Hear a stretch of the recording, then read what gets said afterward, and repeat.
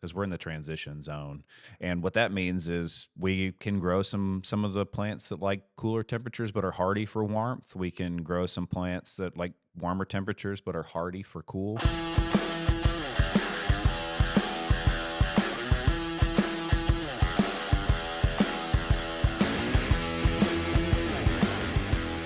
All right, welcome to episode 15 of Behind the Turf. My name is Phil Jackson, and this episode is Stop Planting in the Spring. Wait, his name's Phil Jackson. That's right. I brought him back. So you might hear me call this gentleman on the other side of the table Dad, but his name is also Phil. And also Senior. Senior, that's right. Dad, I'm glad to have you back on the podcast, and we also have Jared Koenig here. Yellow. The people just wanted to see you again. And so we had to have you come back. And I thought, what better way to have you come back is to talk about planting. Sure. Because you've been, like we discussed in our Who is Nature's Turf, you have been doing this for... Too long. 50? Okay, too long. So I think what I like about what we can talk about today is that you have that real world experience. Some things that you read or say you should do, like the reality is they just don't work. So I think during the garden centers and landscaping, you've had this experience that I think you can kind of share with our listeners and viewers. So Jared, I kind of want to start off by just talking about why fall is a good time to plant. Yeah, well, I will start by saying that it depends on the plant, right? Okay. But certainly it helps to alleviate the stress, right?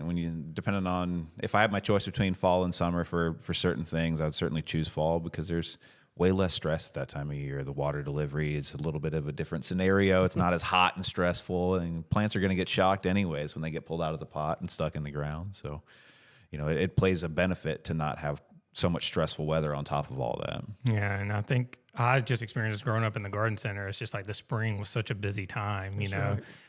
Everybody wanted to plant in the spring, and I get it, right? But what are some of the misunderstood facts about planting in the fall, like when we didn't see as much of a traffic in the garden center?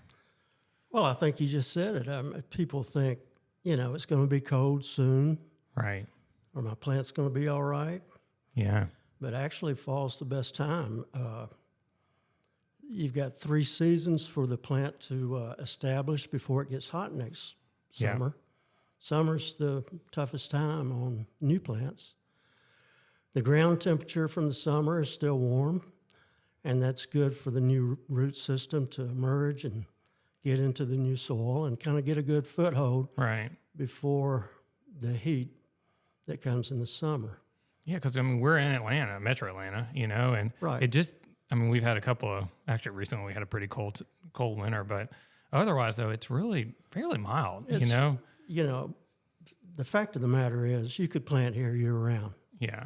There's better times, and fall is probably the best time overall for most plants. Yeah. We were kind of talking through the other day, like what plants aren't good to plant in the fall, and like we were talking about, like tropicals, I guess. Like, sago palms. Sago palm. I've been around long enough to see severe winters. Yeah. Even if you plant in the fall, there's plants like osmanthus, tea olives, gardenias can be a little touch and go. But but when you talk about like a gardenia, we experienced this, 2 winters ago. The gardenias that have been planted for 10 years, still suffered. So it really wasn't wouldn't you agree, it wasn't really about when it was planted, but it was about just that particular type of plant just couldn't handle that really cold weather. Well, it's all about root establishment, getting the plant growing, good mulching, and good watering from the very beginning. So I think we've kind of already talked about this a little bit, but the advantage is the real advantage is from the homeowner's perspective, someone that has that day-to-day already going on. Like they're not thinking about those plants every single day once they put them in the ground. I think about the need to not have to care for them quite as closely as you would if you plant going into the summer. So, maybe the watering, you're not having to water as much as you go into cooler temperatures, things like that. Yeah, but fall can sneak up on you. It can be very hot in October. Yeah. And dry. So, even though you're planting in the cooler season, you still have to be attentive to the plant's needs and checking water conditions, moisture conditions, so important. We still have pests that can attack in the fall. But if you have a good shrub care program, You got to have a good shrub care program. you know, I know a good company that can provide good treatments. I can give you their number. They're great. They do mine. They do mine.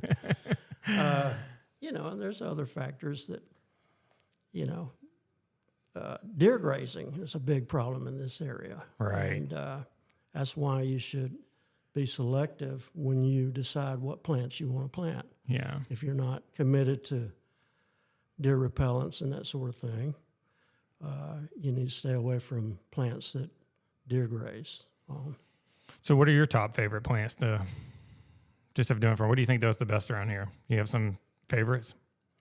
Well, this is azalea country. It's Yeah. a great plant. Gives you color, gives you evergreen foliage. It's relatively easy to get started and take care of. There are some pests that you have to be concerned about. Hollies of all sorts are great.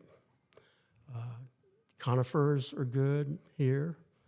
All the broadleaf evergreens, I would recommend you planting in the fall. Did you say boxwoods? Boxwoods are great. I think You that's know me and one of your. boxwoods. I was gonna say. I'm a boxwood guy. I know. I inherited that love for boxwoods. Yeah. I have so many boxwoods. Yeah. So I'll be in real think- trouble if they get disease. I think every time I've been on a landscape where somebody's like, "Oh, well, Phil designed this," there's boxwoods. Yeah, So, boxwoods. Yeah, we're a yeah. boxwood family for sure. Yeah, I like boxwoods. Yeah, but okay, so we didn't mention this when we're kind of focusing on plants, you know. But since we've got you here, what about turf? So I think the interesting thing to consider here, and it's part of why we can plant and why fall is a good time to plant a lot of woody ornamentals, conifers, things like that, is because we're in the transition zone. Yeah. And what that means is we can grow some of the plants that like cooler temperatures but are hardy for warmth. We can grow some plants that like warmer temperatures but are hardy for cool temperatures. When we talk about turf grasses in general, we're talking about plants that prefer to be hot, and they don't particularly have a great deal of cold hardiness. My suggestion, if you're talking about Bermuda and zoysia specifically, is to wait until the springtime. The biggest reason for that is just to make sure that you've got that runway. Where we talked about with certain woody ornamentals, you have 3 seasons to establish before you get to some hot, stressful weather. A lot of times with turf grasses, especially when you're talking sod that doesn't have a ton of root mass, isn't as hardy yet, they're more prone to cool weather damage and desiccation in a dry winter, stuff like that. And so it's a little bit easier to establish and have successful establishment of turf grass from sod, especially if you do that in the spring. You get that runway before it goes dormant and gets cold. What do you think about planting when you're going to plant in the fall? Like, what are the types of things you should do to kind of prepare the soil? Well, soil prep is critical. We live in an area that we're blessed with red clay, and it's tough. It's tough to develop a plant bed. I always recommend, if you can, to till the whole area up, especially if you're planting a grouping of plants and you don't have pipes and wiring in the way. Soil amendment is key. You want to plug Phil's Happy Dirt? Phil's Happy Dirt is great. Back in the day, Dad had this dirt. You should tell us a little bit. He came up with this mix. You know, there was a local company that mixed it for him or whatever. And you had to buy it. It wasn't about the bag. It was loads of it, but they called it Phil's Happy Dirt. And it kind of caught on to where people would be like, oh, I want to make sure I get Phil's Happy Dirt. Yeah. And it was this mix that was just really rich. And plants they thrived in it. We used it on every landscape job. I should have had it bagged up and I know. patented. You know, they're probably still selling it. It's a great mixture of screen topsoil and earth food and Yeah. other ingredients that enrich the soil. Yeah. worked But it great. really got things started in the right direction versus Oh, just yeah. plopping it in the clay.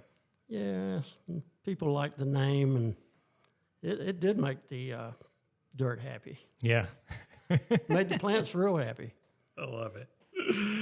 All right, so we've got them planted. So watering practices, you know, and I think we didn't really talk about this, but mulching, you know, I think those are also really practical things that really are things we should be talking about year round, you know, keeping a good layer of mulch around your plants.